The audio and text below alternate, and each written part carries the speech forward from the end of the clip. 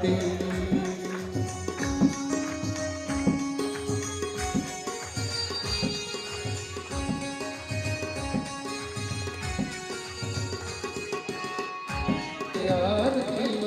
पापियों को पाप से है आरती हो, भागवत भगवान की है आरती।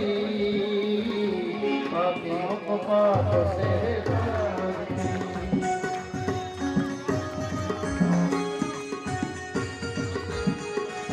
तो वदन्ति परमं प्रधानं पुरुषं तथान्ये विश्वोद्गते कारणम् ईश्वरवान् तस्मै नमो विघ्न विनाशिनाय। वक्रतुंड महाकाय सूर्यकोटि समप्रभा निर्विघ्नं कुरु मे देव सर्वकार्येषु सर्वदा। दुर्लभो मानुषो देहो, पहली बात तो आपकी ये देह बड़ी दुर्लभ है, मनुष्य देह। दुर्लभो मानुषो देहो देहिनां क्षणभङ्गुर तत्रापि दुर्लभं मन्ये वैकुण्ठप्रिये दर्शनम्।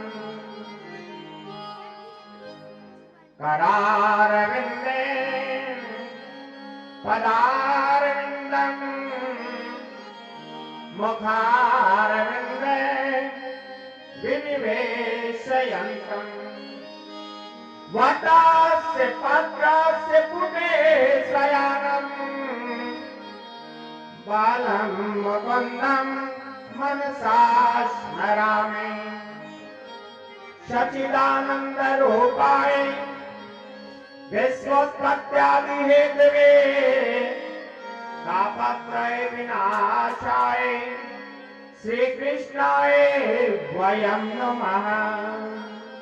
हम उस परम पिता परमेश्वर के चरणों में प्रणाम करते हैं। ये कार्यकर्ताओं से निवेदन है, पीछे गाय है, इनको बाहर निकालना।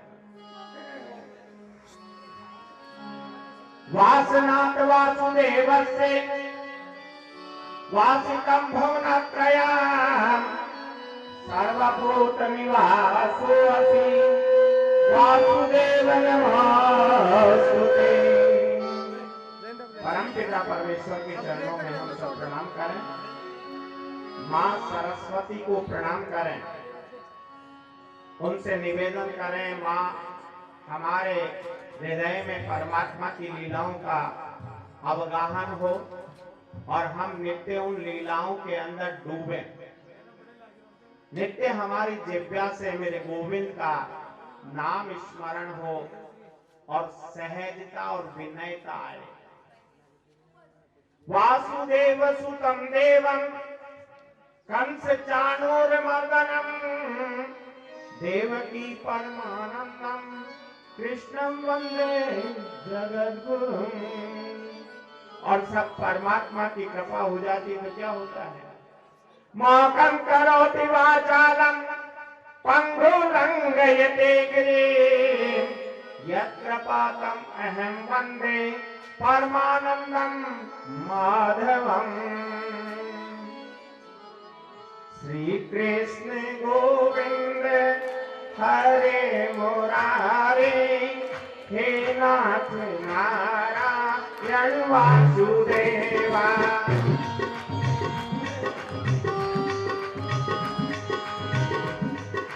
गोविंद हरे मुरारे वासुदेवा। देवस्वा अमृत देवं गोविंद राम हरे माधवे। कृष्ण गोविंद हरे मुरारे हे नाथ नारायण वासुदेवा। हे नाथ नारायण वासुदेवा। हे नाथ नारायण वासुदेवा। हे नाथ कृष्ण गोविंद हरे मुरारे, हे नाथ नारायण वासुदेवा।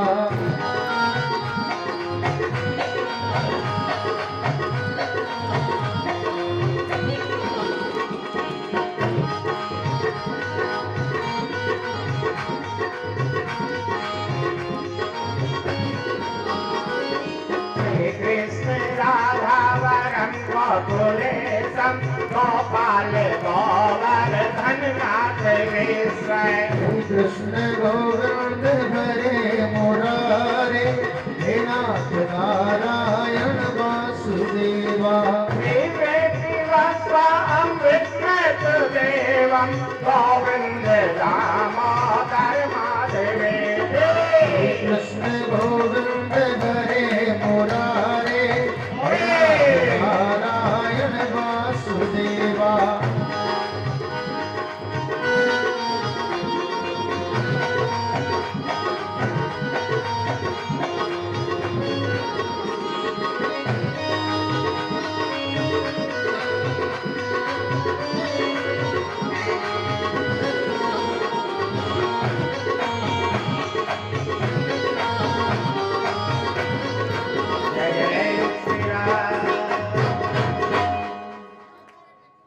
सभी से निवेदन है मेरा कि आप अपने अपने गुरु तक, गुरु तीन प्रकार के होते हैं।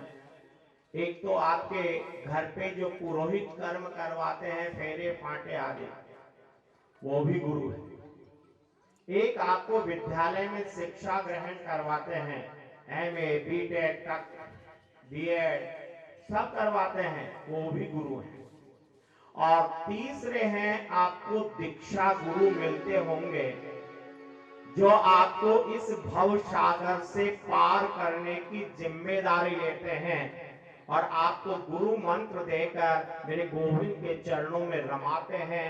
वो मूलतः दीक्षा गुरु होता है। इसीलिए मैं आपसे निवेदन करूंगा, आप अपने अपने दीक्षा गुरु को प्रणाम करें, निवेदन करें और उनके द्वारा दिए हुए गुरु मंत्र का मन ही मन स्मरण करें। और क्या कहो, मैंने जन्म लिया जग में आया, ओ मैंने जन्म लिया जग में आया, मैंने जन्म लिया जग में आया, मैंने जन्म लिया जग में आया। तेरी कृपा से नर तन पाया, तेरी कृपा से नर तन पाया। तूने किए उपकार घनेरे, तूने किए उपकार घनेरे।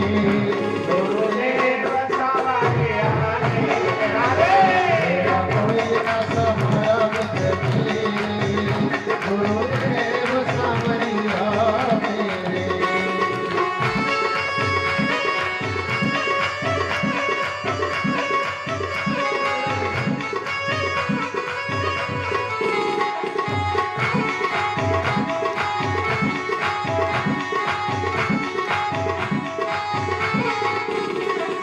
मेरा सच्चा मार्ग छूट गया, मेरा सच्चा मार्ग छूट गया। दिल पाँच लुटेरों ने लूट लिया, दिल पाँच लुटेरों ने लूट लिया। मैंने यतन किया रे बाहु तेरे, यतन किया रे बहु तेरे, गुरुदेव सांवरिया मेरे। मेरा कोई न सहारा तेरे, गुरुदेव सांवरिया मेरे।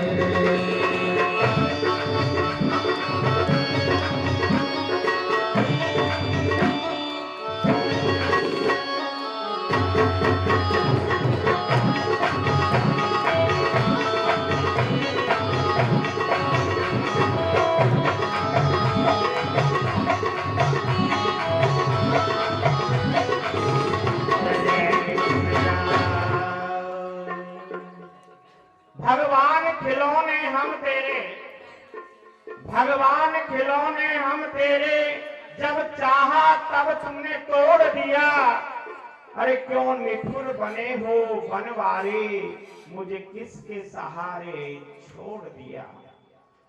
संसार के अंदर क्षण भंगुर संसार है और इसमें जितना समय मिले आपको मेरे गोविंद के से जुड़ने का प्रयास करें। आइए हम परमात्मा तत्व के कृपा से आज इस ब्रजलाल नगर के अंदर भागवत धर्म का निरूपण करने जा रहे हैं। भागवत एक धारा प्रवाह होता है सज्जनों। भागवत कोई किताब नहीं है, भागवत कोई पोथी नहीं है। भागवत तो उसे कहा जाता है जिसके हृदय के अंदर मेरे गोविंद का प्रेम उमड़ने लगता है और वह गोविंदमय हो जाता है, उसे ही मूलतः भागवत कहा जाता है। आपने भागवत खूब सुनी है। मेरी भी एक 11वीं कथा है मालपुरा में, 11वीं भागवत की कथा है और हर व्यक्ति भागवत सुनता है, टीवी पे भी सुनते हो आप। लेकिन मैं आपसे एक प्रश्न करूंगा, आप भागवत क्यों सुनते हो? भागवत है क्या? What is the importance of Bhagavat? क्या महत्वता है इसकी? क्यों सुने हम? क्यों समय व्यर्थ करें हम? हमारे व्यस्त जीवन के बहुत काम होते हैं, उन्हें करेंगे ना। जब तक इस बात का पता नहीं लगता है तब तक कितनी ही भागवत सुन लो आप, कोई महत्व नहीं रहता। क्योंकि किसी चीज के बारे में जब तक हम जानते नहीं तब तक उसके प्रति प्रेम नहीं बढ़ता और प्रेम जब तक नहीं बढ़ता तब तक संबंध नहीं बनता और जब तक संबंध नहीं बनता तब तक समर्पण नहीं होता। इसीलिए हमें सबसे पहले ये सोचना है कि भागवत क्या है। सज्जनों, भागवत भगवान का वांगमय स्वरूप है। सबसे पहले मेरे गोविंद जब अकेले थे, नारायण जब अकेले थे, भौमा पुरुष जब अकेले थे, तो उन्होंने चिंतन किया, एको अहम बहुश्यामि, मैं अकेला हूं, बहुत सा बन जाऊं, खेल खेलूं। और उस खेल खेलते समय उनके नाभि का ऊपर से ब्रह्मा की प्रागट्य हुआ और ब्रह्मा को सबसे पहले नारायण ने भागवत की कथा सुनी। भागवत की कथा किसी मनुष्य के द्वारा नहीं लिखी गई है। इस संसार के अंदर दो ही ग्रंथ ऐसे हैं जो सीधे परमात्मा के मुखारबिंद से निकले हैं, एक तो श्रीमद् भागवत और एक श्रीमद् भगवत गीता, जो अर्जुन को मेरे गोविंद ने अपने मुखारबिंद से कही है। इसके अलावा सब बाकी के ग्रंथ मनुष्य के द्वारा रचित। दूसरी बात, श्रीमद् भागवत स्वयं मेरे गोविंद के मुखारबिंद से निकला हुआ निःसृत ग्रंथ है। हमारे संसार के अंदर वेद एक था पहले, जब नारायण ने ब्रह्मा को उपदेश दिया और वेद की ऋचाएं जो कहती थी नेति नेति, उन ऋचाओं से पूछते ब्रह्म कैसा है, बोले ऐसा है ऐसा है ऐसा है, लेकिन इससे ज्यादा मैं नहीं जानती, इससे भी ज्यादा है, नेति न इति। वो वेद व्यास जी ने उन वेदों को 4 भागों में बांटा, ऋग्वेद, यजुर्वेद, सामवेद और अथर्ववेद, ये व्यास जी के द्वारा बटे हुए हैं। पहले वेद एक ही था। यदि संसार के अंदर 5वां कोई वेद है तो वो श्रीमद् भागवत है, जैसा आप आरती के अंदर रोजाना गाते हो। ये अमर ग्रंथ, ये मुक्ति पंथ, ये पंचम वेद निराला है, नव ज्योति जगाने वाला है, नव ज्योति जगाने वाला है। श्री राम यज्ञ घनश्याम यज्ञ, श्री राम यज्ञ घनश्याम यज्ञ, प्रभु की महिमा की आरती, पापियों को पाप से निकालती हो, भागवत भगवान की है आरती, पापियों को पाप से निकालती। वेदों के अंदर वे गोविंद के गुणगान है, गोविंद प्राप्ति के साधन है। उपनिषदों उनके सहायक हैं, लेकिन वेदों और उपनिषदों का जो सार है वो मूलतः भागवत है। श्रीमद् भागवत एक रस सिंधु है, अमृत का प्रवाह है। सिंधु कहते हैं समुद्र को, रस का भरा हुआ भंडार है ये, इसीलिए इसे रसोमय कहा जाता है। श्रीमद् भागवत ध्यान, भक्ति और वैराग्य तीन ही चीजें होती है संसार में। ध्यानी बन जाओ, लेकिन ध्यानी बनोगे तो अभिमान आएगा, मैं बहुत बड़ा ज्ञानी हूं। हम तो 12 बजे के बैठे हैं, ये ध्यान बोल रहा है।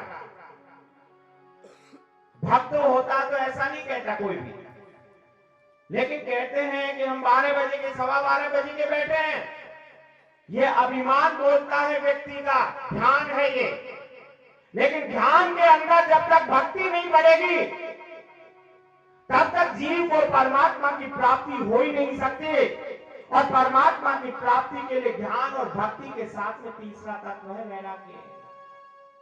इस संसार से विराग होगे, विराग होगे,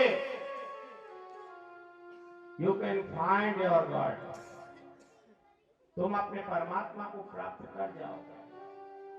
3 चीजें आपको करनी है। आप कहोगे भक्ति कैसे करें साहब, हमारे को तो रोटी पानी से फुर्सत नहीं है।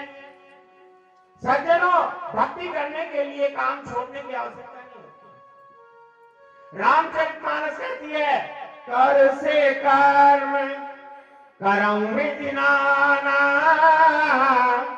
मन राखूं जहां कृपा निधाना। राम सिया राम जय जय राम, राम सिया राम जय जय राम। कर से कर्म, कुछ भी काम करिए, ये कोई महत्व नहीं रखता। आपका लौकिक जीवन का काम कोई महत्व नहीं रखता, लेकिन आपका मन मेरे गोविंद के चरणों से जुड़ा रहे। रोटी बनाओ तो सोचो मैं गोविंद के लिए बना रही हूं, आनंद आएगा। तीसरी बात, श्रीमद् भागवत सभी भगवान के तत्वों को प्रकाशित करने वाला एक अलौकिक पुंज है ये। इसको लोग कथाएं कहते हैं। लोग, हर व्यक्ति चाहता है कि मैं भागवत कर लूं। आपने भी देखा होगा, हर व्यक्ति भागवत की करने की कोशिश करता है, लेकिन भागवत कब करोगे? जब आपके हृदय में मेरे गोविंद का प्रागट्य होगा। बिना प्रागट्य के भागवत हो ही नहीं सकता। न पैसे से भागवत मिलती है, ना किसी व्यवस्थाओं से भागवत मिलती है, ना किसी बड़ाई से भागवत मिलती है। भागवत तो आपके हृदय के अंदर मेरे गोविंद का प्रागट्य होगा, तब आपके हृदय में स्वतः ही भागवत की धारा का प्रवाह हो जाएगा और स्वयं भागवत बन जाओगे। श्रीमद् भागवत एक विशुद्ध प्रेम शास्त्र है। प्रेम जिसको लौकिक जीवन के व्यक्तियों ने भ्रष्ट कर दिया। मूलतः प्रेम होता क्या है? प्रेम होता है आत्मा का परमात्मा के साथ संबंध जुड़ना। आपके हृदय के अंदर हुक उठे, हे गोविंद तू कब मिलेगा, तब समझो कि आपके अंदर प्रेम जागृत हो रहा है। और उस प्रेम को प्रकट करने के लिए आपको कहीं जाने की आवश्यकता नहीं है। मेरे गोविंद को आपके पास में निश्चित आना ही पड़ेगा। इसीलिए हम आपसे निवेदन कहते हैं कि आप गोविंद को प्राप्त करना है। प्रेम सरोवर छाड़ के तू भटके, प्रेम सरोवर छोड़ के तू भटके, है क्यों चित्त की चाहन में, अरे जहां गेंदा गुलाब अनेक खिले, बैठे तू क्यों करी लड़की कानन में। प्रेम कहे प्रेम को पंच महो, प्रेम कहे प्रभु प्रेम को पंच महो, रहियो करी सुधे सुभावन में, मन ताही मिले विश्राम वही, वृष भानु किशोरी की पायन में। मेरी लाडली जी के पांव मिल जाए आपको, बस उसी में आनंद की प्राप्ति होती है। श्रीमद् भागवत एक रस वितरण की प्याऊ है। जैसे चौराहे पे बड़े बड़े आदमी पैसे वाले प्याऊ बुलाते हैं, आपके भी मन में आती है काश मेरे पास भी 100 रुपए होते थे, एक मटकी में भी रख देते। लेकिन आप करते क्या हो, एक मटकी रखते हो और 10 आदमियों को कहते हो आज मैंने प्याऊ की मटकी रख दी साहब, आपका पुण्य सारा बट गया। इसीलिए हम आपसे निवेदन करेंगे, पुण्य करो, धर्म करो, लेकिन अपने मुखारविंद से उसका बखान मत करो। ये एक सार्वजनिक प्याऊ पे पानी पीने के लिए आप सब जाते हो, कई बार गर्मियों में खड़े होकर पानी पिया और अपने रास्ते निकल जाते हो, दूसरा राजी रहता है, दूसरा पानी पी के चला जाता है, कोई किसी से बात नहीं करता। ये संसार भी ऐसा ही है सज्जन। इसीलिए यहाँ पर ये भागवत भी प्याऊ है, और यहाँ पर वही व्यक्ति आता है जिसको मेरे गोविंद की प्यास लगती है। गोविंद नाम की प्यास जिस व्यक्ति को लगेगी वो श्रीमद् भागवत में बिना भुलाए चला आएगा। इसीलिए इसको प्याऊ कहा जाता है। श्रीमद् भागवत इस समाज को क्रांति प्रदान करने वाला एक बहुत अच्छा साधन है। श्रीमद् भागवत परम सत्य की अनुभूति कराने वाला ग्रंथ है। काल से भय से मुक्त करने वाला यदि कोई ग्रंथ इस संसार में है तो उसमें भागवत है। भगवान के अवतारों का इतिहास श्रीमद् भागवत है। इसीलिए हम आपसे कहते हैं श्री भागवत आपको क्यों सुनी जाए। कोई पूछ ले आपसे क्यों सुनते हो, तो आप उनको जवाब दीजिए कि ये है। इसीलिए हम श्रीमद् भागवत सुनने जाते हैं। ये कोई कहानी नहीं है। आपको समझ में आया होगा भागवत क्या है। परम मंगलमय परात्पर अखिलेश्वर कारण करुणा वरुणालय भक्त वांछित कल्प तरु श्री पीतांबरधारी बाल कृष्ण के चरणों में हम सब प्रणाम करते हैं। अब भागवत कौन कराता है। श्रीमद् भागवत ऐसे नहीं होती। श्रीमद् भागवत वही व्यक्ति कराएगा। भाग्योदयेन बहुजन्म समार्जितेन सत्संगमं च लभते पुरुषो यदा मे अज्ञान हेतु कृतं मोह मदान्धकारनाशं विधाय हि तदोदयते विवेका। भाग्योदयेन बहुजन्म समर्जितेन, संस्कृत को समझिए। जिसके एक जन्म का नहीं, 2 जन्मों का नहीं, हजारों जन्मों का जब भाग्य उदय होता है तब उस व्यक्ति के हृदय में श्रीमद् भागवत की कथा कराने का मन होता है। इसीलिए आप ये सोचो कि आपके पुण्य कर दिया भागवत की कथा कराने, नॉट पॉसिबल। सज्जना, ये सारे सुंदर जो अनुष्ठान है ये किसी की कृपा से नहीं होते हैं, ये मेरे गोविंद की अनुकंपा से ही होते हैं। और गोविंद की अनुकंपा के बिना श्रीमद् भागवत क्या आप एक संकीर्तन तो नहीं करवा सकते। देखिए, भागवत की कथा कभी मनोरंजन के लिए नहीं करनी चाहिए, ये आपको निवेदन कर दूं। अधिकतर भागवतों में अपन देखते हैं नाचते हैं, गाते हैं, तालियां पटाखते हैं, कूदते हैं, लेकिन क्या वो भागवत है? इसका चिंतन करोगे? ये तो आप किसी सत्संग में जाओगे, वहीं नाच लेना, वहीं कूद लेना। अब मैं आपसे प्रश्न करूंगा, आप भागवत सुनना चाहोगे या संगीत या भजन सुनना चाहोगे? बोलो। भागवत सुनो।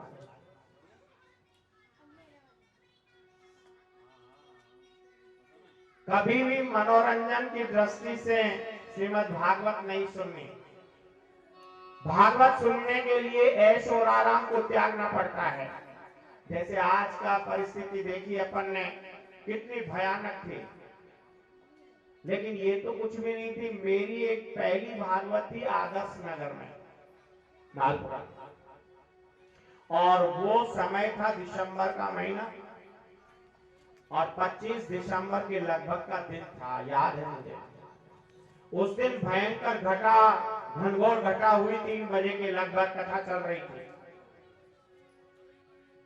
कम से कम 700-800 महिलाएं और पुरुष उस पांडाल में बैठे हुए थे।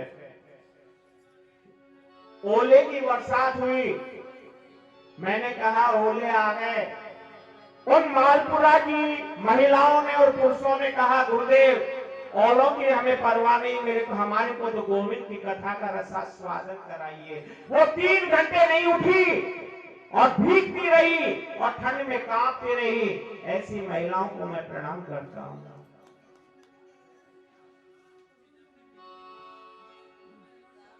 आज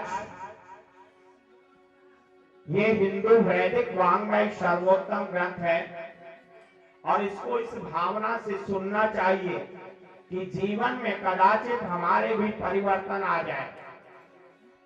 गोविंद के चरणों में हमारी निष्ठात्मक प्रीति बने, इस भाव से सुनी जाने वाली कथा ही मूलतः श्रीमद् भागवत होती है। श्रीमद् भागवत की कथा की पद्धति क्या है? What is the process of Shrimad Bhagavat? कैसे सुनी जाए इसको? उस कथा के श्रवण का नियम क्या है? क्यों सुनी जाए, क्यों सुने हम तो कान बंद करेंगे। इन सब बातों का विशुद्ध विवेचन जिस भाग में होता है वो श्रीमद् भागवत का महात्म्य कहलाता है। एक बात और कहूंगा मैं आपसे, कोई भी सत्संग करते हैं ना अपन, तो वहां कुंभकर्ण की पत्नी निद्रा, कुंभकर्ण का जब वध हुआ था ना, तो उसकी पत्नी राम जी के सामने जाकर खड़ी हो गई। कहा, आपने हमारे पति को मार दिया। बोले, तू वरदान मांग, क्या मांगती? बोले, जहां सत्संग होगा वहां जाऊंगी मैं और लोगों को आपकी ओर बढ़ने से रोकूंगी। वह निद्रा इसीलिए सत्संग में आती है। आप माला भी जपते हो तो उपासियां लेने शुरू कर देते हो। ये उस कुंभकर्ण की पत्नी का कारक है, इसीलिए उसको भगाने के लिए बीच बीच में थोड़ा सा सत्संग करना चाहिए, मेरे गोविंद की जय जयकार करनी चाहिए, जिससे नींद नहीं आती। सज्जनों, कथा श्रवण में निद्रा एक व्यवधान है, इसीलिए जय श्री कृष्ण, जय श्री राधे बोलते रहना चाहिए, अपने गुरु मंत्र का स्मरण करते रहना चाहिए। सच्चिदानंद रूपाय विश्वोत्पत्त्यादि हेतवे तापत्रय विनाशाय श्री कृष्णाय वयं नमः। सच्चिदानंद, सच्चिदानंद शब्द का यदि विच्छेद किया जाए तो इसमें 3 शब्द होते हैं, सत, चित्त और आनंद। तीनों शब्दों का समावेश होता है ये। इसीलिए इनको सच्चिदानंद स्वरूप में समझा जाता है। अब 3 शब्द हुए इसमें, सत्य, चित्त और आनंद। अब मैं आपसे प्रश्न करूंगा, ये सत्य क्या होता है? आप बार बार कहते हो ये चबूतरा तो मेरा है, ये नारी तो मेरी है, मैं सत्य कहता हूं। कहते हो या नहीं कहते? ये पत्नी मेरी है, सत्य कहता हूं। ये बाड़ा मेरा है, सत्य कहता हूं। ये पति मेरा है, सत्य कहते। ये भ्रम है केवल, अपन दिन भर बोलते हैं जो। आप कहोगे फिर सत्य क्या है? सत्य तो वह होता है जो पहले भी था, आज भी है और बाद में भी रहेगा। जैसे मैंने आपको एक सोने की डली दी, 100 ग्राम सोना है मेरे पास, 30-30 ग्राम और एक को 40 ग्राम दे दिया। मैंने 3 लड़कियों को सोना वितरित कर दिया, है नहीं मेरे पास? बांट दिया। क्या बांटा मैंने? सोना। पहली लड़की ने उस सोने का नेकलेस बना लिया, दूसरी लड़की ने उस सोने की पायजेब बना ली और तीसरी औरत ने उसकी नथनी बनवा ली। मैंने उनसे पूछा, देवी तेरे पास क्या है? बोले पायजेब है। वो सोना नहीं, बोलेगी गारंटी है मेरा। दूसरे से पूछा क्या है? बोले नेकलेस है। सोना कहां गया? अरे दिया तो सोना था, ये नेकलेस कहां से आ गया बीच में? तीसरी से पूछा नथनी है, इसका मतलब वो सोना कहां गया? गायब हो गया। देखो, पहले सोना दिया, बीच में पायजेब हो गई। मैंने उन सबको कहा इधर लाओ, एक अमाम दस्ते में लेकर मैंने उनको कूटा, कूट के डली बना दी। मैंने पूछा तुम्हारी पायजेब है? बोले नहीं, ये तो सोना है। तुम्हारा नेकलेस है? बोले नहीं, ये तो सोना है। अब समझे आप, पहले सोना था, बीच में पायजेब बने, लेकिन अंत में वापिस सोना बन गया। वैसे ही सज्जनों, आप पहले नारायण थे, आज कोई रोड़ी कजोड़ी मूली बन गई, लेकिन मरने के बाद भी नारायण रहोगे। नारायण होते, नारायण है और मरने के बाद भी नारायण रहोगे, यही सत्य है। इसीलिए इस सत्य को कभी नकार नहीं सकते। आप कोई भी काम करो तो क्या कहो गोविंद से? पतवार के बिना है मेरी नाव चल रही है। पतवार के बिना ही मेरी नाव चल रही है। पतवार के बिना ही मेरी नाव चल रही है। हैरान है जमाना, मंजिल भी मिल रही है। हैरान है जमाना, मंजिल भी मिल रही। तेरी कृपा से मेरा सब गुलफाम हो रहा है। मेरा बाप की कृपा से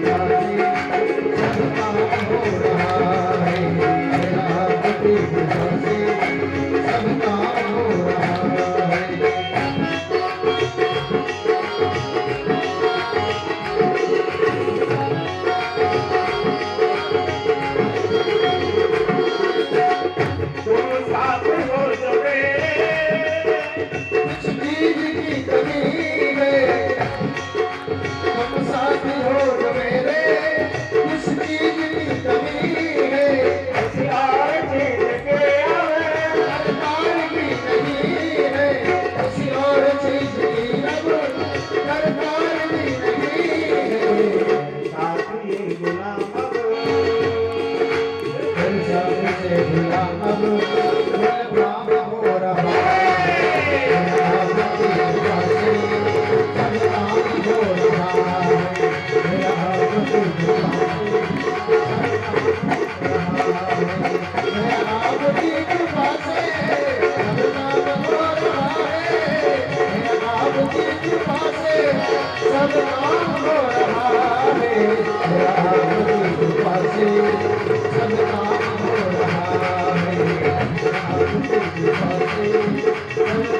हो रहा है।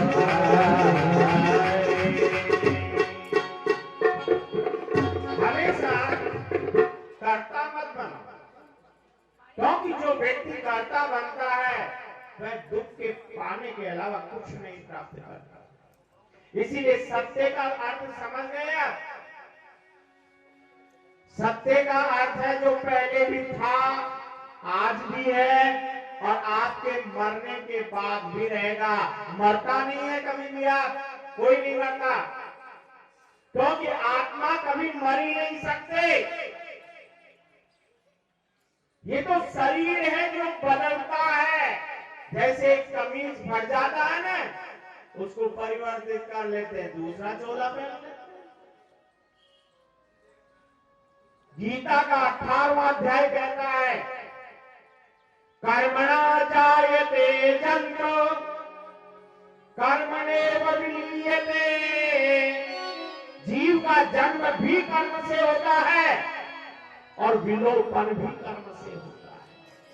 हम जितने दिन यहाँ पर अपना प्रारब्ध लेके आए हैं उतने दिन तक ही हम जीवित रहेंगे, बाकी हम दूसरे देह में परिवर्तित हो जाएंगे। इसीलिए ये सत्य है, इसको स्वीकार करना। अब दूसरा है चित्त। चित्त किसे कहते हो? कहते हो ना इसको तो चित्ती सरक्यो, चित्ती सरक्यो। लेकिन चित्त होता क्या है ये कोई नहीं जानता। कहते सब है अपन। चलो हम आपसे एक प्रश्न करते हैं। I ask you one question. एक किताब दी आपको और उस किताब को एक कमरे में बिठा दिया, लाइट जला दी, आपको कहा पढ़ो, आप पढ़ने लगे, बड़ी धड़ी से पढ़ रहे हो। मैंने क्या पता क्या सोचा, मैंने उस स्विच को बंद कर दिया, लाइट बंद हो गई। लाइट बंद हो गई, मैंने कहा पढ़ो। आप कहोगे कैसे पढ़ेंगे, अब तो दिखता ही नहीं है। बस यही गड़बड़ है। इसका मतलब आपके पास आपका कोई प्रकाश नहीं है, आप दूसरे के प्रकाश से ही काम करते हो। दिन में सूर्य के प्रकाश से काम करते हो, रात को लाइट के प्रकाश से काम करते हो। आपका प्रकाश कहां है? कभी सोचा आपने? कभी नहीं सोचा। दो भजन किसी सत्संग में गए, कूद आए, नाच आए, आ गए, आज तो सत्संग करके आ गए। कभी सोचा आपने कि आपका प्रकाश कहां है? सज्जनों, जिस व्यक्ति के पास स्वयं का प्रकाश होता है उसे पढ़ने की आवश्यकता नहीं है, ना उसको प्रकाश की आवश्यकता है। राम भद्राचार्य जी का नाम सुना होगा, नेत्रहीन है वो, और उन्होंने रामलला के लिए अपना गवाह दी है और 341 साक्ष्य पेश किए हैं। तब जज ने कहा कि तुम साधारण मनुष्य नहीं हो सकते। आपने कहां पढ़ा? बोले अंदर से पढ़ा। जो व्यक्ति अंदर से पढ़ना जान गया, इसका मतलब उसका चित्त जागृत हो गया। और इसीलिए आपको भी अंदर से पढ़ना है। बाहर से तो सारी दुनिया पढ़ती है और दिखाती है, इसे ही चित्त कहा जाता है। और ये चित्त स्वयं नारायण है, इसके अलावा कोई नहीं है। सत्य भी नारायण बना, चित्त भी नारायण बना, और तीसरा अक्षर है आनंद। आपने सुबह दाने खाए होंगे, खा लिए ना, और दाने खा करके बोले आहा आनंद आ गया। अब आनंद आ रहा है क्या? कहां गया वो आनंद? वो दाने वाला आनंद कहां गया? गायब हो गया ना। इसका मतलब सज्जनों वो आनंद था ही नहीं, वो केवल जीव का सुख था, जो जब तक जीव पे था तब तक मजा आ रहा था, और जब वो पेट में पधार गया गायब। इसका मतलब वो आनंद नहीं था। आनंद एक बार जब जिस व्यक्ति को आ जाता है उसका आनंद जीवन भर नष्ट नहीं होता, और ये आनंद मेरे गोविंद के नाम के अलावा कहीं नहीं मिलता। लौकिक जीवन की वस्तुओं का आनंद नहीं है, ये केवल सुख और दुख का कारक है। इसीलिए आनंद शब्द को इसके साथ मत जोड़ो। आनंद कब आएगा आपको? जब आप गोविंद के सामने बैठोगे, आंखों से आंसू आएंगे, रोम रोम खड़े हो जाएंगे, स्फुरन होगा, तब समझो कि हम आनंद में डूब रहे हैं। और यही मूलतः सच्चा आनंद है। आनंद क्या हुआ? नारायण। सत्य क्या हुआ? नारायण। चित्त क्या हुआ? नारायण। और आनंद क्या हुआ? नारायण। सत्य, चित्त और आनंद जब तीनों एक जगह मिलते हैं तभी सच्चिदानंद बनता है।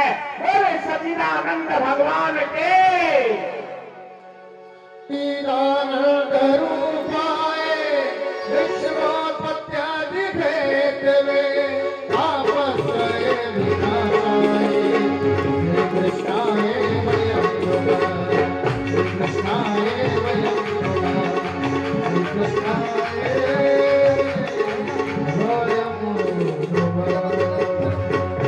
सच्चिदानंद रूपाय सत्य, चित्त और आनंद, सच्चिदानंद बन गया। विश्वोत्पत्त्यादि तापत्रय विनाशाय, जो तीनों तापों का नाश करने वाला है। वो ताप कौन से है? रामचरितमानस में आपने पढ़ी होगी, और रामचरितमानस का उत्तरकांड कहता है देहिक देविक भौतिक तापा राम राज्य का हो नहीं जा पाया। सिया राम जय जय राम। राम सिया राम जय जय राम।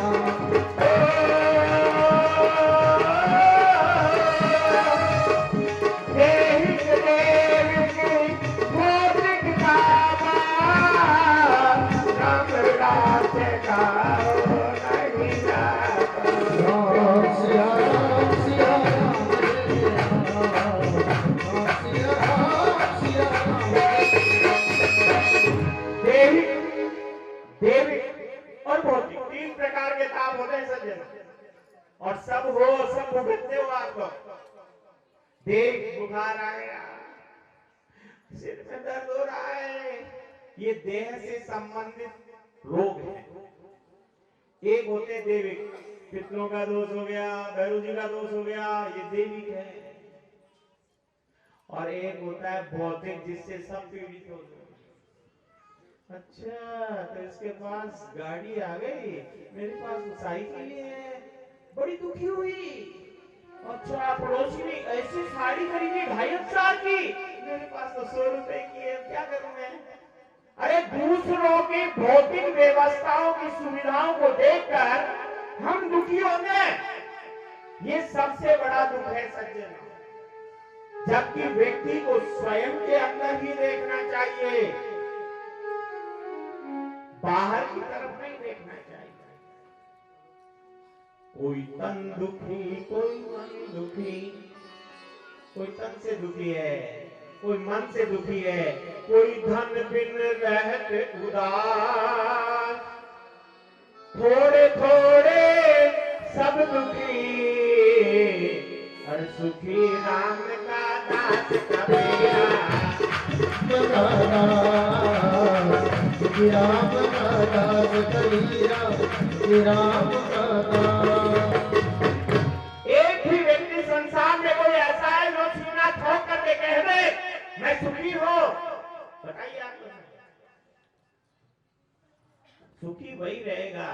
मेरे परमात्मा के चरणों का आश्रय ले रहे हैं।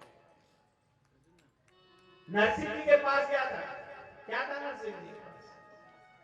करोड़ों रुपए की संपत्ति थी, लेकिन लक्ष्मी ने उसको भी दान करवा लिया। और लक्ष्मी ने दान करवा के नारायण से कहा, मैंने तुम्हारे भक्त को कंगाल कर दिया। लीलो कृष्ण कन्हाई को, हे बनवारी आज माए रो घर जाना। हे बनवारी आज माई रो घर जाना माई रो। और आसरा छोड़े आसरो, लीलो कृष्ण कन्हाई को। और आसरो छोड़ आसरो, लीलो कंवर कन्हाई को। हे बनवारी आज माई रो घर जाना माई।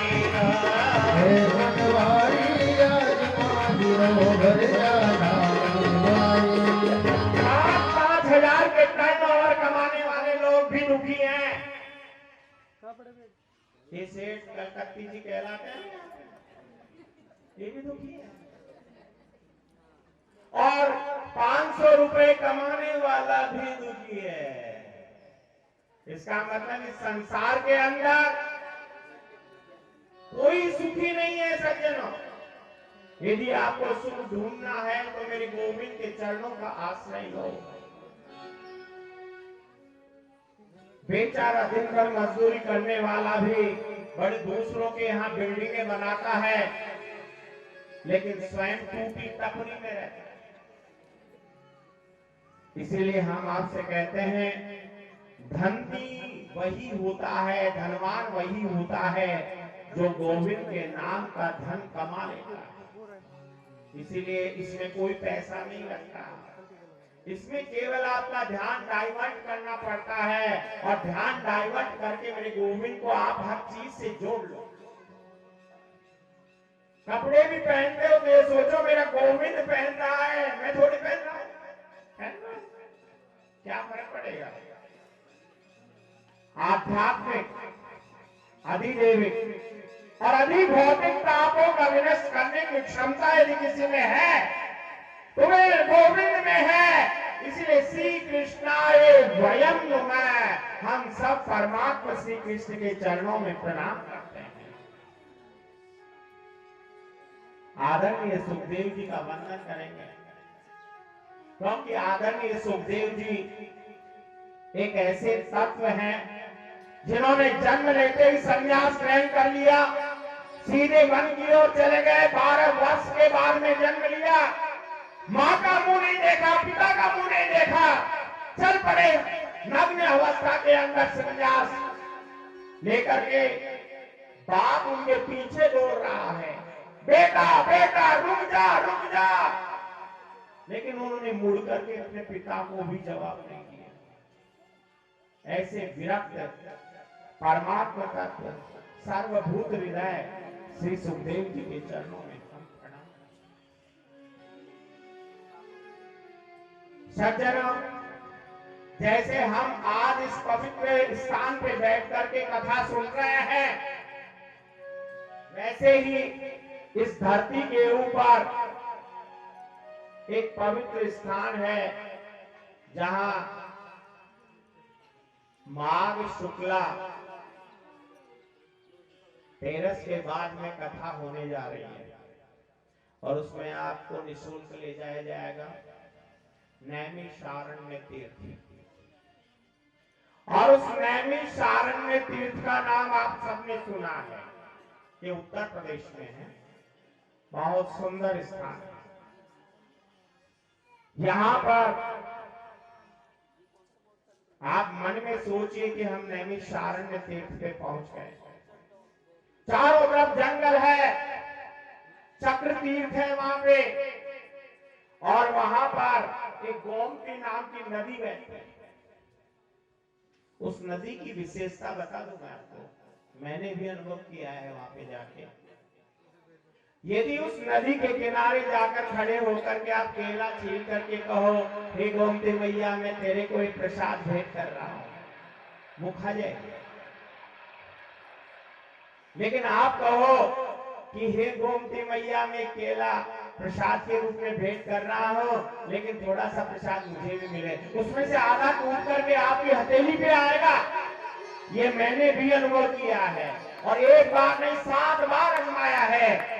इसीलिए इस पृथ्वी पे आज भी परम तत्व स्थापित हैं। उस नैमिषारण्य तीर्थ के ऊपर 88,000 सौनकालिक ऋषि गण बैठे हैं। ऋषि और संत में अंतर होता है, मैं समझा क्या अंतर होता है? कोई आप में से बताओ। आपने बहुत सी कथाएं सुनी, बताओ ऋषि किसे कहेंगे और संत किसे कहेंगे? बस इधर से सुनते हैं और इधर से निकाल देते हैं और वे कहते हैं साहब ये शरीर ही ऐसा ही है। तो बंगलो अजब गण्यो महाराज जाम नारायण बोले बंगलो बंगला अजब गण्या की कीर्ति बनाई दीन गुणारा तारा पांच बंगलो की कीर्ति बनाए दीन गुणारा तारा शक्ति की चक्र बनाई शक्ति की चक्र बनाई ये चक्र बेचारा बंगला ऐसे गाने चलेगा मुझे याद करेगा तो नहीं करने आएगी शरीर मुझे याद करने की शरीर ऑफिस बताइए बंगला अजब गण्या महाराज जब नारायण बोले बंगला अजब गण्या महाराज जब नारायण बोले नारायण बोले जामे नारायण बोले बंगला अजब गण्या महाराज जब नारायण बोले बंगला अजब गण्या महाराज जब नारायण बोले ये शरीर भी ऐसा ही है। इसको आप नारायण मानोगे तो याद रहेगा और आप अपना मानोगे कि मैं तो कांता हूं, फिर कांता ही बने रहो।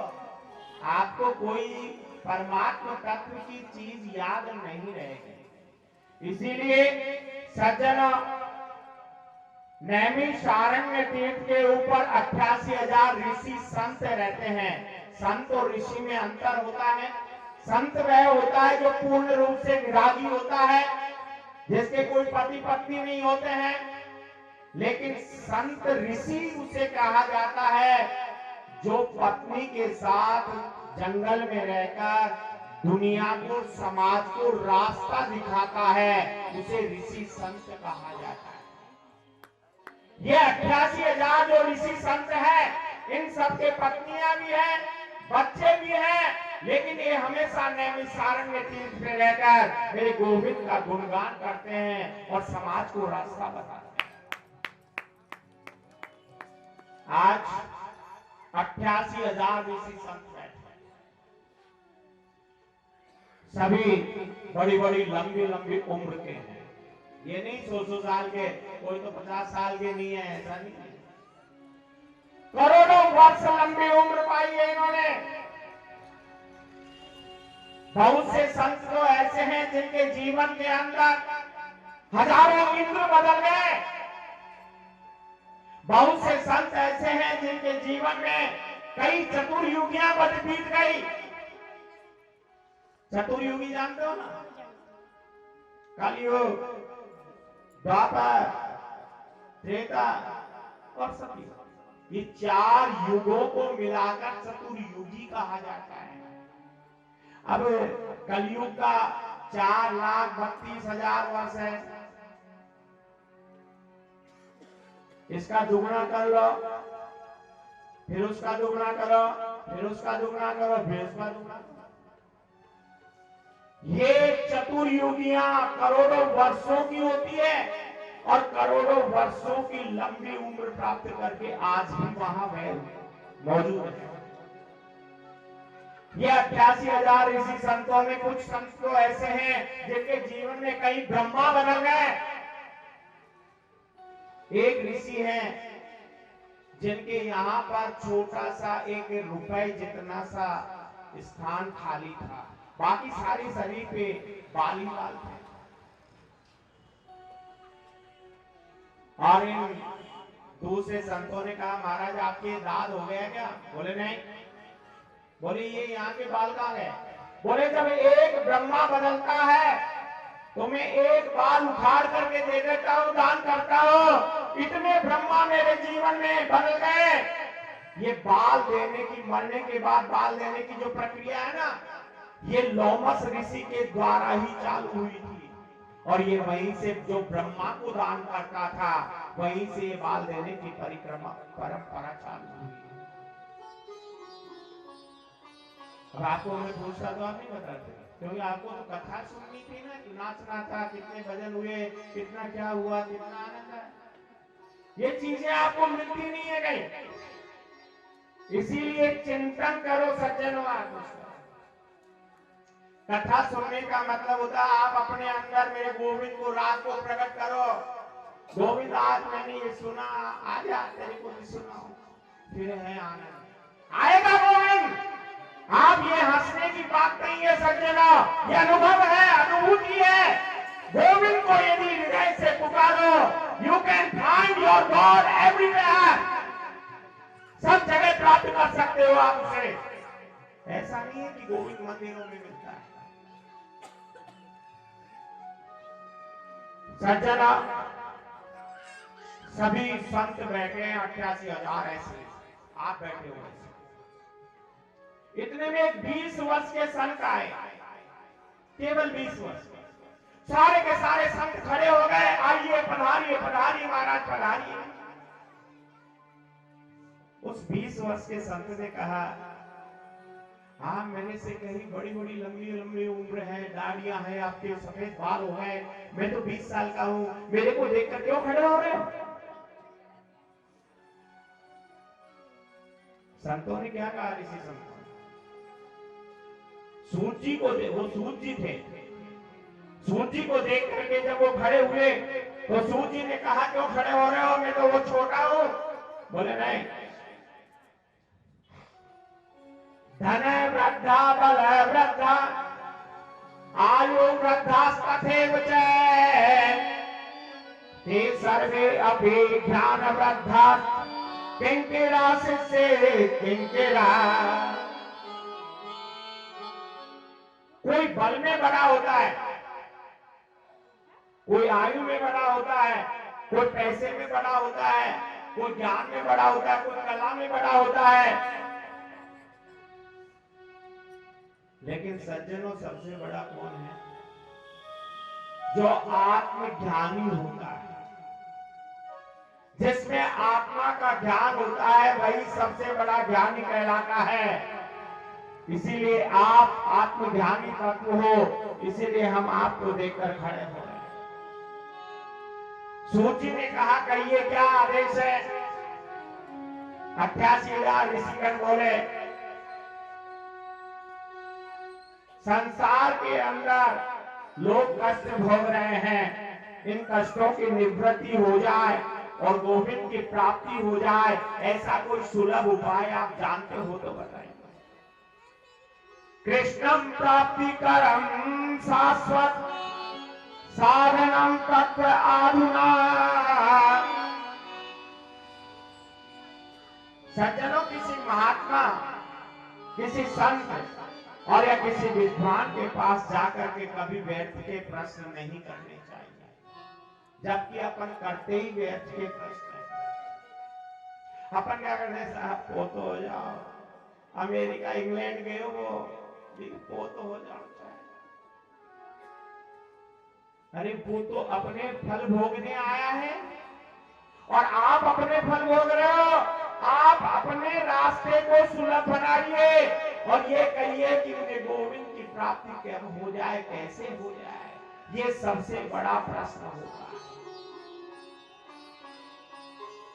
इसीलिए संत का क्षण और अन्न का कण कभी व्यर्थ नहीं करना चाहिए।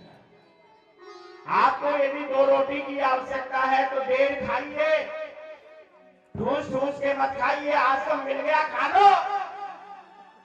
अरे वो कितनी देर मिलेगा? 5 घंटे का ही राशन है वो, छठे घंटे फिर भूख लगेगी, इसीलिए उतना ही खाइए, आधी रोटी दूसरे के लिए बचाइए। कोई निर्धन व्यक्ति, कोई भिखारी होगा, कोई जिसको भूख लग रही होगी, उसके पेट में यदि वो आधी रोटी जाएगी तो वो कितना आनंदित होगा बताइए। इसीलिए सूर्य जी हमें ऐसा साधन बताइए। समकालीन ऋषियों की बात सुनकर सूर्य जी ने कहा, तुमने बहुत सुंदर प्रश्न किया है। लोगों को कृष्ण की प्राप्ति कैसे हो, ऐसा साधन बताओ, गोविंद कैसे मिले। इसकी बात सुनकर सूर्य जी महाराज गदगद हुए, बोले आपने बिल्कुल सही प्रश्न को पूछा है। आज मैं तुम्हें वही प्रश्न का उत्तर देने जा रहा हूं। जीवन के पहलुओं को हमने कभी समझने का प्रयास ही नहीं किया। केवल धन कमाना, केवल पैसे कमाना और परिवार पालने के अलावा क्या किया हमने? हम 3 काम करते हैं सज्जनों पूरे जीवन भर। हर व्यक्ति 3 ही काम करता है, चौथा कोई काम नहीं करता। पहला, आप खूब धन कमाते हो और मकान बनाते हो, पहला काम करते हो आप। पहले मकान भी होगा तो भी दूसरा प्लाट लेओगे और बनाओगे, गारंटी है। दूसरा, अपने बेटे बेटियों की शादी करोगे, और तीसरा, अपने माता पिता का मोसर करते हो। इसके अलावा चौथा काम आज संसार में करते हो तो हमें बता दीजिए आप, मैं भी लिख लूं। और इस तीनों कामों में पूरा जीवन बिता देते हो। कभी आपने सोचा कि हम कहां जा रहे हैं, क्या करते हैं? हमेशा ध्यान रखें, जीते भी लकड़ी मरते भी लकड़ी, जीते भी लकड़ी मरते भी लकड़ी, एक तमाशा लकड़ी का। जीते भी लकड़ी मरते भी लकड़ी, एक तमाशा लकड़ी का। जीवन क्या मरण कबीरा, जीवन क्या मरण कबीरा, खेल रचाया लकड़ी का। लकड़ी मरते भी लकड़ी, एक तमाशा लकड़ी का। लकड़ी मरते भी लकड़ी, एक तमाशा लकड़ी का।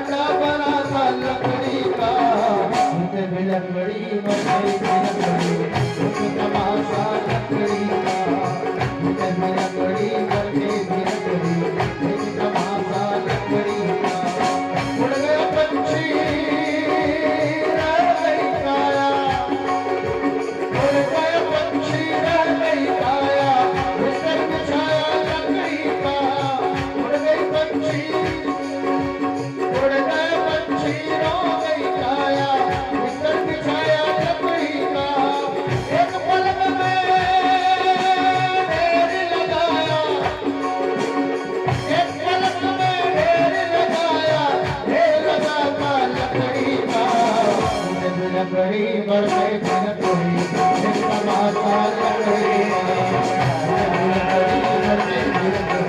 एक तमाशा लकड़ी लकड़ी बरसे फिरत हुई एक तमाशा लकड़ी सज्जनों, कितने लोगों को हम देखते हैं सुबह ताश खेलने बैठते हैं, 10 घंटे कब बीत गए पता ही नहीं लगता उनको। 10 घंटे तक ताश खेलते रहते हैं और इस कथा में आ जाते हो ना तो घड़ी मुझे छुट्टी होगी, बीच में उठेंगे तो लोग टॉकिंग है ना, इसीलिए चुपचाप बैठे रहते हैं, जबरदस्ती बैठे रहते हैं। और फिर धीरे धीरे कोई बाथरूम का नाम करके बाहर निकलेगा, कोई चाय पीने का काम करेगा। हम भगवत प्रवृत्ति की ओर नहीं बढ़कर लौकिक प्रवृत्ति की ओर बढ़ते हैं, यही विडंबना है। और हमारा इंटरेस्ट ज्यादा लौकिक जीवन के कार्यों में है, भगवत कार्यों में नहीं है। मंदिर भी जाए तो नीचे गर्दन करके जाओगे, शर्म आती है ना। सज्जना, भगवान की ओर बढ़ना है और भगवान के कार्यों की ओर बढ़ना है। आप जहां रहते हो उसको अपना मकान मत समझो, भगवान का मंदिर समझो, सब बदल जाएगा। केवल सोच का फर्क है। ये हमारी प्रवृत्ति बन गई है कि हम केवल समय का दुरुपयोग करते हैं, सदुपयोग नहीं करते। काल व्याल मुख ग्रास त्रास निर्नाश हेतवे, हम काल के ग्रास बने हुए हैं। लेकिन कब तक जिंदे हो आप? एक सीधा सा उत्तर बताता हूं। ये काल कहते हैं समय को। इस समय के मुखार समय रूपी अजगर है।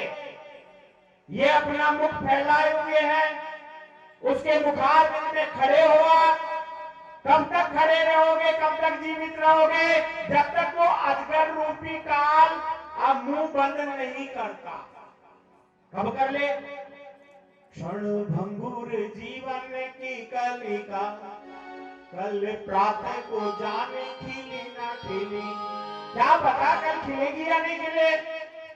इसीलिए काल व्याल मुख ग्रास, हम काल रूपी अजगर के मुखार में खड़े हैं। और कब तक जीवित हो? तब तक, जब तक वो काल रूपी अजगर मुंह बंद नहीं कर लेगा। अब कब बंद कर ले, इसकी कोई श्योरिटी नहीं है। इसीलिए हमारा जीवन क्या है, बड़ा ध्यान देना है और इसको ध्यान में रख करके मेरे गोविंद के नाम की कथा की ओर बढ़ना है। रात को 9 बजे हम एसी चला के सोते हैं, विश्राम करते हैं और सुबह कहते हैं साहब वो तो खत्म हो गया। क्या है? चिंतन करो कभी, हमें भी चलना है, हम भी उसी रास्ते पे जाएंगे। तो उस रास्ते पे जाने के लिए तैयारी तो रखो। अरे गाड़ी तो तैयार रखो। जब तक आपकी ये जो गाड़ी है ना, इस गाड़ी के अंदर आप बैठे हो और मेरे नारायण का टिकट नहीं बनाओगे, तब तक आप गाड़ी के दूसरे स्टेशन पे नहीं पहुंच पाओगे।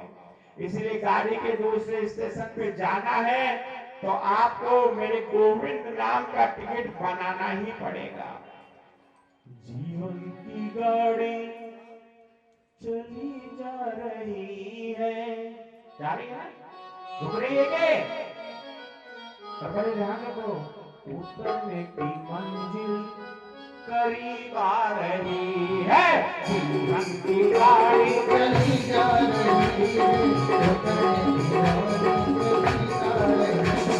जीवन की गाड़ी चली जा रही है, उतरने की मंजिल करीब आ रही है। जीवन की गाड़ी चली जा रही है, मंजिल करीब आ गई है। क्या कर रहे हो इस रेलगाड़ी में बैठ करके? यार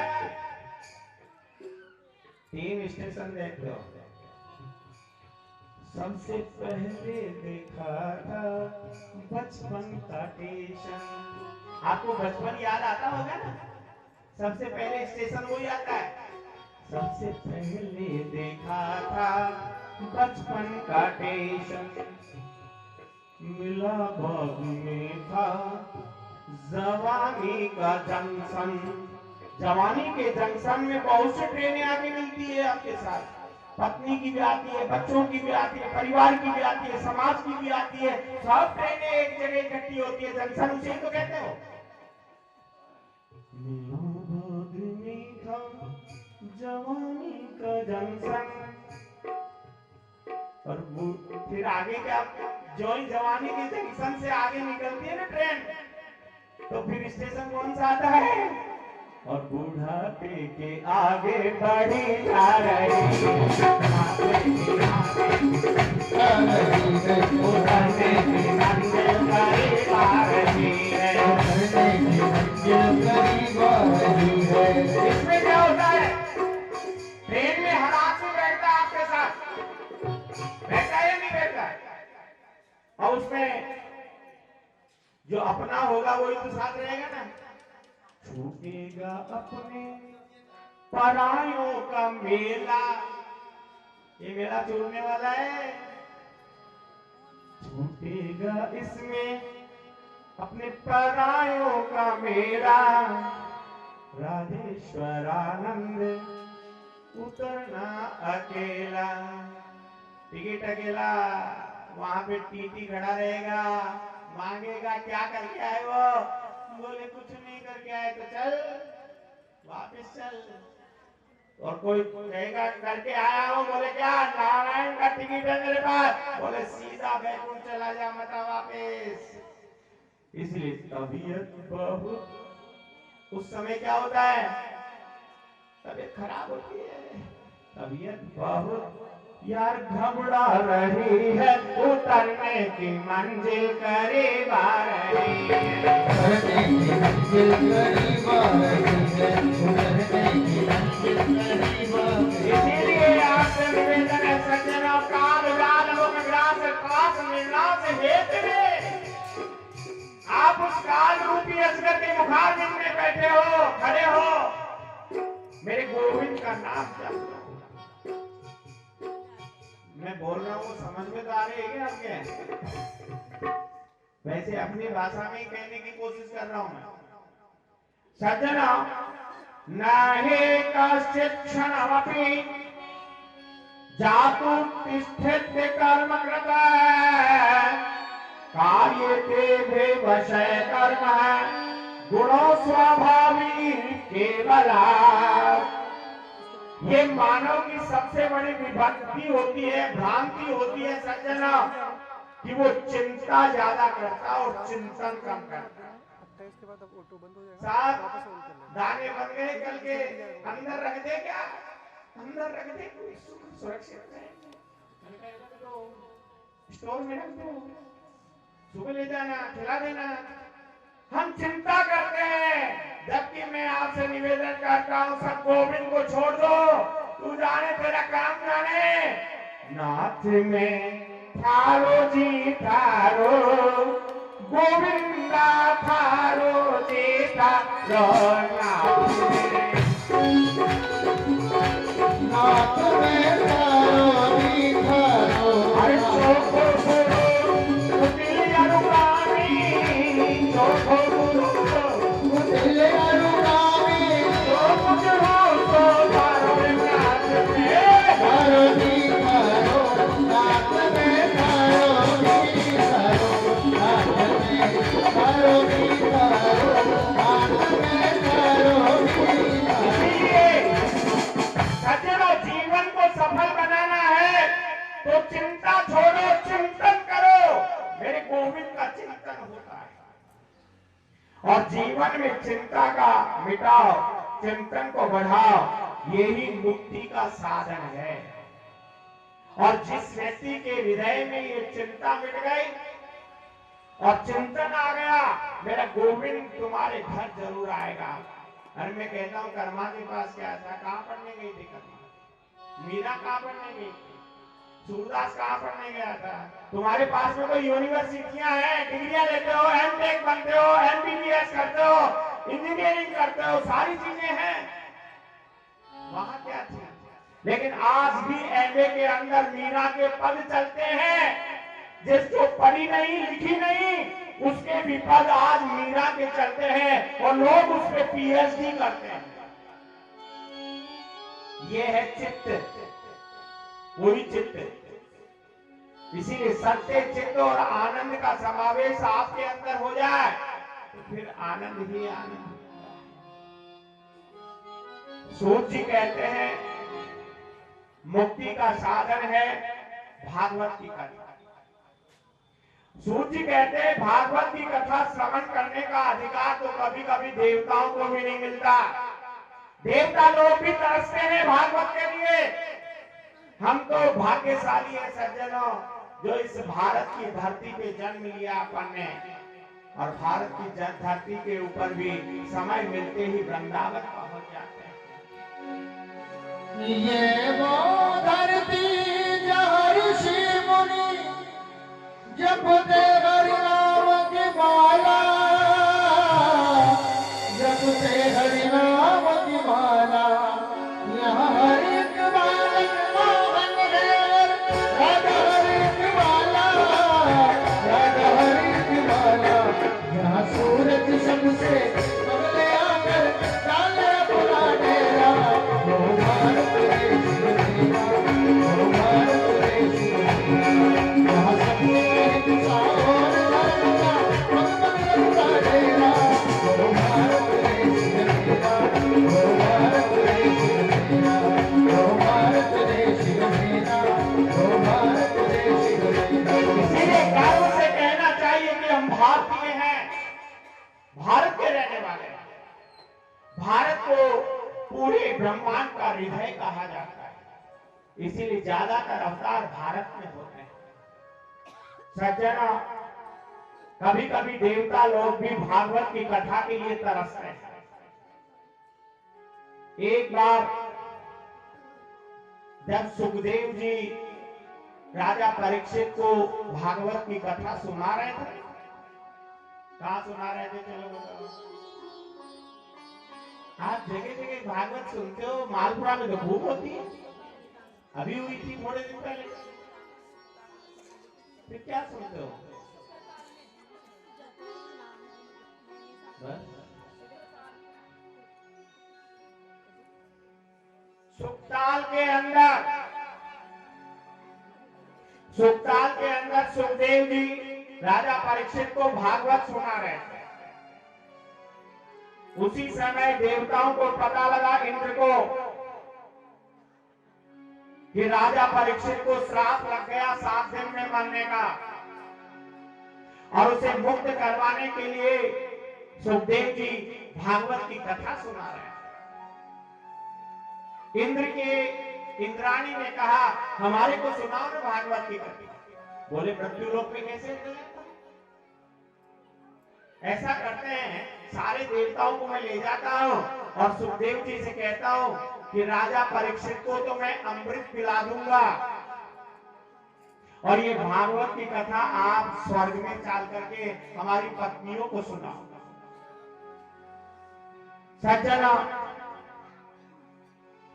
सुखदेव जी के पास आकर के राजा परीक्षित के सामने देवता लोग बोले, हे परमात्मा, ये भागवत की कथा आप हमारे स्वर्ग में चल के कह दो। बोले मैं परीक्षित के लिए आया हूं और परीक्षित को सुनाऊंगा।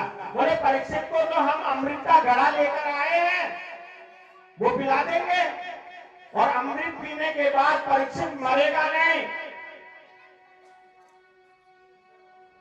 अच्छा, सुखदेव जी ने कहा नहीं मरेगा। बोले नहीं मरेगा। एवं विनिमये जाते सुधाराध्या प्रपीयता प्रपश्यामो यमं सर्वः श्रीमद् भागवतामृतम्। एवं विनिमये जाते, आदान प्रदान कर लो, अदला बदली कर लो, अमृत का कलश इसको दे दो और ये भागवत की घटा स्वर्ग में चल के दे दो। तो सुखदेव जी ने क्या जवाब दिया, अच्छा ये अमृत लाया था। बोले तू जानता है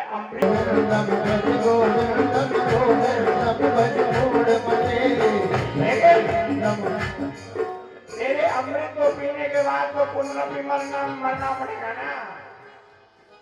शंकराचार्य जी का सर्पणिक स्तोत्र है ये, इसमें कहा है कि बार बार जन्म लेना, बार बार मरना, बार बार माँ के गर्भ में जाना, इसी से तो मुक्ति पाने का मुक्त उपाय है, इसे ही मोक्ष कहा जाता है।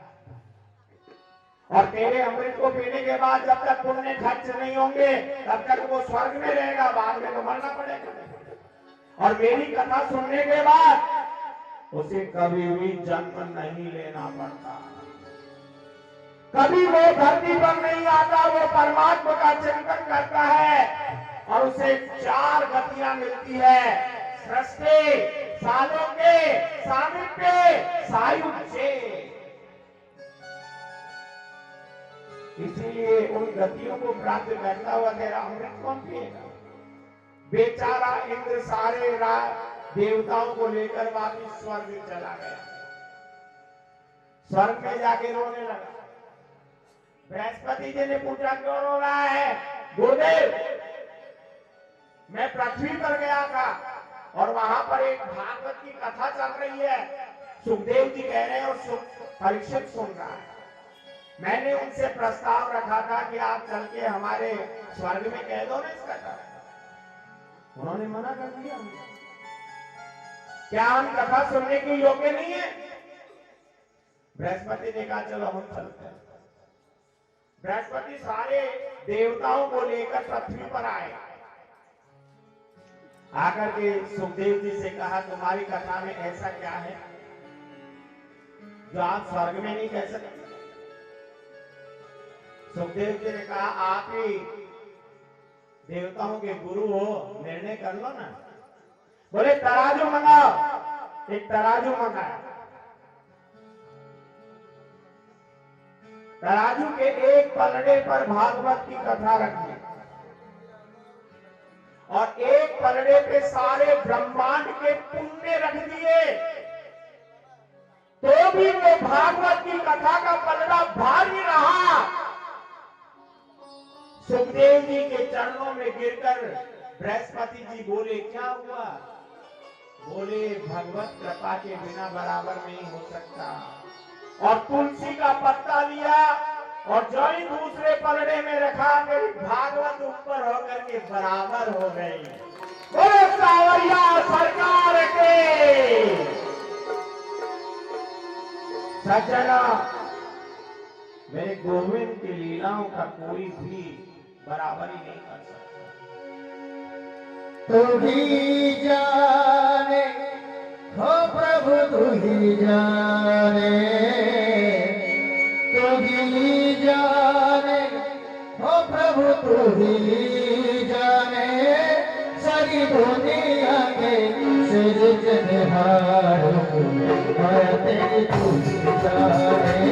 सारी दुनिया के सृजनहार माया तेरी तू ही जाने। तू ही जाने हो प्रभु, तू ही जाने, तू ही जाने हो प्रभु, तू ही जाने। तू ही कण कण में समाया निराकार माया तेरी तू ही जाने। तू ही कण कण में समाया निराकार माया तेरी तू ही जाने।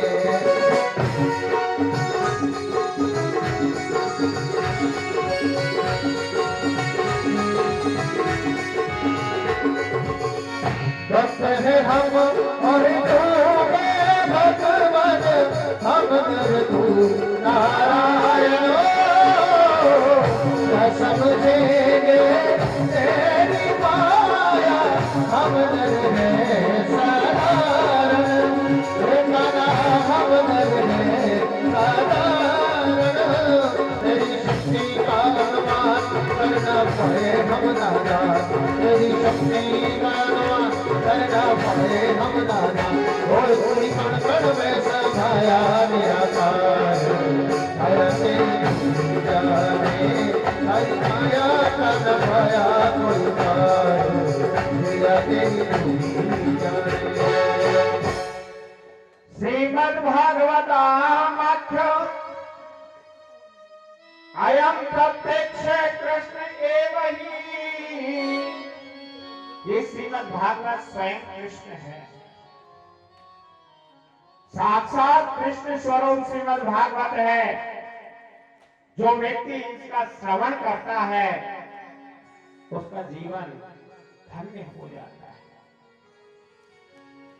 नारद जी ने जन जन में इसका प्रचार किया था और पिता ब्रह्मा जी से इसका अध्ययन किया था। पिता ब्रह्मा जी ने नारायण से इसे प्राप्त किया था और ये श्रृंखला ज्ञान से उत्पन्न होनी चाहिए, तभी भक्ति जागृत होगी। सज्जना, हम सनत कुमार जी ऐसे संत हैं जो एक जगह टिकते हैं, घूमते नहीं। नारद जी घूमते नहीं है, घूमते रहते हैं, एक जगह बैठते नहीं। जो एक जगह नहीं बैठेगा वो कथा कैसे सुनेगा?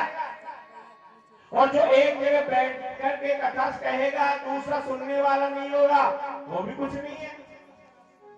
इंटरेक्शन होना चाहिए। आप नहीं बीएड किए क्या किसी ने? बीएड के अंदर एक शब्द आता है interaction. People to teacher and teacher to material. शिष्य और गुरु के बीच और गुरु और शिष्य के बीच वहां सामग्री से इंटरेक्शन हो, then we can find our knowledge. तब हम उस ज्ञान को प्राप्त करेंगे। ये इंटरेक्शन होता है और भगवान में भी इंटरेक्शन होना चाहिए। आ गया तो आ गया, आजा बैठ जा, कहीं नहीं जाएगा, बोला बैठेगा। सज्जना, सूची कहते हैं एक बार देव ऋषि नारद दौड़ते दौड़ते बद्रीनाथ के आश्रम पे पहुंचे। बद्रीनाथ कौन कौन गया? चलो कुछ तो गए। बद्रीनाथ के सामने एक गाय है।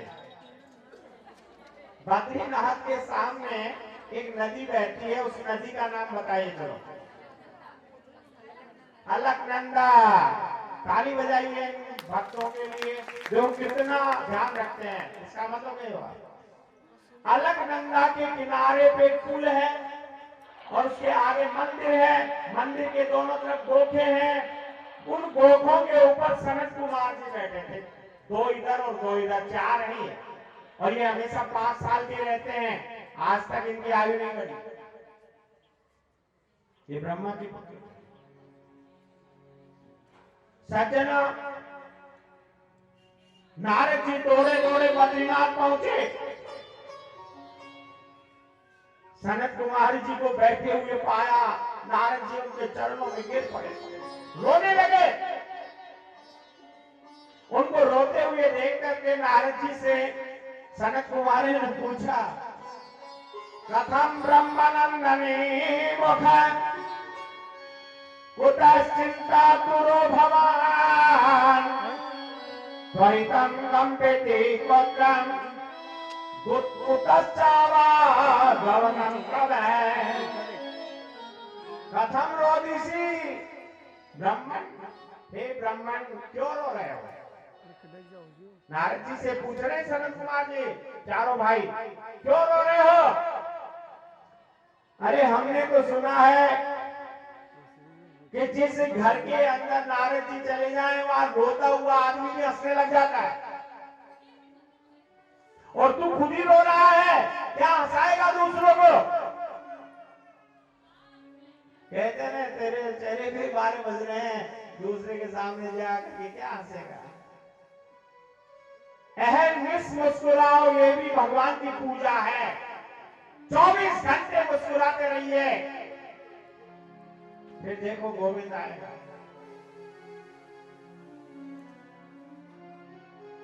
आज तुम खुद रो रहे हो? नारद जी ने कहा, क्या बताऊं सनत कुमार जी, अहम तो पृथ्वी यादो ध्यात्वा सर्वोत्तमामिति भास्करं च प्रयागं च काशी गोदावरी तथा। मैं पृथ्वी पे आया था बैकुंठ से, मैंने सुना था कि पृथ्वी लोक मृत्यु लोक है और यहाँ पर हर लोग बड़े आनंद के साथ भगवान की पूजा करते हैं, कथाएं चलती है, आनंद लेते हैं। लेकिन जो मैं पृथ्वी पे आया ना, तो सबसे पहले मैं रामेश्वरम चला गया, सोचा यहाँ पे बहुत अच्छा क्षेत्र है। फिर हरित क्षेत्र गया, कुरुक्षेत्र गया। लेकिन सत्य कहता हूं नारद जी, नारद जी कहते हैं सनत कुमार से, सनत कुमार जी सत्य कहता हूं, ना पश्यम पुत्र विचार मन संतोष कारका कलीना धर्म मित्रेण है धैर्यं बाधिता धुना। मैं सत्य कहता हूं, इस धरती के ऊपर कोई सत्य नहीं बोलता, और कोई सत्य बोल भी देता है ना तो अपने आप को हरिश्चंद्र की औलाद कहलाना शुरू करवा देता है। देखो मैंने सत्य कहा ना, देखो मैं सत्य कहता हूं ना। आप छोटी सी बात को देख लेना, अनुभव करना। एक आदमी को एक बार सत्य भी बोल देना जन्म में, तो क्या सब आदमियों को कहता फिरेगा कि देखो मैं सत्य कह रहा हूं, देखो मैं सत्य कह रहा हूं। लेकिन एक बात कहो, वो मूलतः सत्य बोलता ही नहीं। सज्जना, आज नारद जी ने कहा, एक व्यक्ति सत्य बोल देता है तो दुनिया को कहता है मैं सत्य बोल रहा हूं, सत्य बोल रहा हूं। मैंने जगह जगह भटका, जगह जगह देखा, लेकिन कहीं भी मुझे शांति प्राप्त नहीं हुई। एक कोई व्यक्ति एक प्याऊ के ऊपर मटकी रख देता है तो वो बार बार दुनिया को, लोगों को कहता है कि देखो मैंने आज उस प्याऊ के ऊपर एक मटकी रख दी। इसीलिए सनत कुमार जी, मुझे तो शांति कहीं दिखाई नहीं। आप बताओ मैं क्या करूं? और तो और मैं आगे गया तो लोगों के अंदर एक भावना देखी है, तरुणी प्रभुता आगे है, शाल को बुद्धिदायक है, हम कन्या विक्रय नौलभा दंपति नाम च कल्पना। इस संसार के अंदर घर में नई वधू की चलती है, बहुत बढ़िया है, चलनी भी चाहिए ना। लेकिन नई वधू आते ही सासू जी कोने में बैठ जाती है और भाई बंधुओं से कोई राय नहीं ली जाती। राय लेते हैं तो अपने साले साहब को ससुराल से बुलाते हैं, भाई बंद और सब आओ जाओ, भाई तो बंद और सब आओ जाओ। ये संसार का एक नियम बन गया। लेकिन मैं आपसे निवेदन करूं, दीवार बिगाड़े आरो, एक दीवार है बहुत बड़ी, उसमें छोटी छोटी खिड़कियां रख दो, तेज हवा आएगी तो वो दीवार गिरेगी, गारंटी है। दीवार को छोटी छोटी आड़े बिगाड़ते हैं, कमजोर करते हैं। दीवार बिगाड़े आरो हमारे कर यमुना जीरो पानी से भरोड़ी राधा मन लागे महारानी लागे, हरे करो यमुना जीरो पानी राधे राधे राधे श्री राधे। तो मैं भक्ति हूं, ये ज्ञान है, वैराग्य, इनको जवान करो। सनत कुमार जी, मैंने खूब प्रयास किया, उनको वेद सुनाए, मैंने उपनिषद सुनाए, सारे पुराण सुनाए, लेकिन उन ज्ञान और वैराग्य में चेतना जागृत नहीं हुई। मैं क्या करूं? मुझे कोई ऐसा उपाय बताइए। उसी समय में वहां से रवाना हुआ तो आकाश से वाणी हुई, आकाशवाणी हुई, सत्कर्म कर, सत्कर्म कर। मैं कौन सा सत्कर्म करूं? मैंने कौन सा कर्म बाकी रख दिया? वेद सुना दिए, पुराण सुना दिए, उपनिषद सुना दिए, लेकिन उनमें कभी जागृति आई? सूच को सत्कर्म सूच को नोनम ध्यान यज्ञ शिवतो बुधे श्रीमद् भागवत आलाप सैतु गीतम सुकादिपे। नारद जी की बात सुनकर सनत कुमार जी बोले, सुनो नारद जी, सत्कर्म सूच कौन हुआ? ध्यान और वैराग्य का बुढ़ापा दूर करने का और भक्ति देवी के कष्ट की निवृत्ति करने का सर्वोत्तम साधन केवल श्रीमद् भागवत है। श्रीमद् भागवत को यदि आप 7 दिन में उन्हें सुना दो तो उसकी मुक्ति हो सकती है। नारद जी ने कहा, मैंने वेद सुना दिए, मैंने पुराण सुना दिए, सब सुनाए, लेकिन मुक्ति नहीं हो पाई। अब इस भागवत से क्या होगा? बोले नारद जी, भागवत वह चीज है, वेद एक बड़ का पेड़ है। आम का पेड़ मान लो, आम का तना है पूरा वेद, और उन आम के तने की टहनियां हैं पुराण, और टहनियों के ऊपर पत्ते लगे हुए वो उपनिषद है, और उन उपनिषदों के बीच में जो आम का फल लगा हुआ है वो श्रीमद् भागवत है। अब आप बताओ नारद जी, तुम्हारे को आम खाने के मन में आए और आम के पेड़ के छिलके को तोड़ के खाओ तो क्या आम जैसा स्वाद आएगा क्या? बोले नहीं आएगा। बोले पत्ते खाओ देंगे, तब तो हमें भी नहीं आएगा। फल में तो आम ही है, इसीलिए तुम्हें भागवत की कथा सुनानी है। नारद जी ने कहा, हम कथा कहां करें? भक्ति देवी तो वृंदावन में है, अपन बद्रीनाथ में है। जितनी वृंदावन से बद्रीनाथ की दूरी है उसकी आधी दूरी पर ऋषिकेश और हरिद्वार के बीच का एक बड़का पेड़ है। तो सनत कुमारों ने कहा, तुम भक्ति देवी से कहो थोड़ा सा वो आगे बढ़े और हम चल। नारद जी से बोले, अपन नीचे चलते हैं। बद्रीनाथ से वो नीचे आए, वृंदावन से भक्ति देवी ऋषिकेश की ओर बढ़ गई। ऋषिकेश और हरिद्वार के बीच में सनत कुमारों ने कहा, ये स्थान बहुत उत्तम है, और वहीं पर एक सुंदर सा आसन बिछाया। बड़ का पेड़ था और उस बड़ के पेड़ के सामने सनत कुमार जी आसन पे विराजित हो गए। नारद जी नीचे बैठ गए कथा सुनने अकेले। अब जिसके पति और पत्नी नहीं हो, नारद जी के पास पत्नी नहीं, कहां से लाए? क्योंकि विरागी नहीं। तो वो भागवत अपनी माँ के साथ बैठकर सुन सकता है। और माँ किसे कहते हो? तुलसी महारानी को। नमो नमो तुलसी महारानी, नमो नमो। गाते हो तुम एक बार? जब गाते बताओ।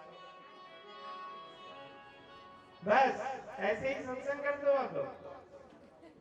अरे समय पे जो चीज याद आए वो ही तो सत्संग है। आज सनत कुमार जी ने कहा तुलसी का पौधा लाओ, तुलसी का पौधा रखा। और तुलसी के पौधे को रख करके कथा कहनी शुरू की। वहां पर 3 आसन लगाए, तीनों आसन पे 3 नारियल रखे और तीनों नारियल पर भक्ति, ध्यान और वैराग्य का आवाहन किया। भक्ति, ज्ञान और वैराग्य आकर बैठे और कथा प्रारंभ हुई। सज्जना, आज आनंद के साथ में कथा एक आदमी सुन कर रहा है, धीरे धीरे बढ़ने लगे, बढ़ने लगे, बढ़ने लगे। 1 दिन, 2 दिन, दूसरे तीसरे दिन तो हजारों व्यक्तियों की भीड़ इकट्ठी हो गई। जैसे अपन ने कथा शुरू की थी तो 10-15 व्यक्ति थे, आज आधा पांडाल भर गया। कल तक तो पूरा ही हो जाता दिखता है। तो ये क्या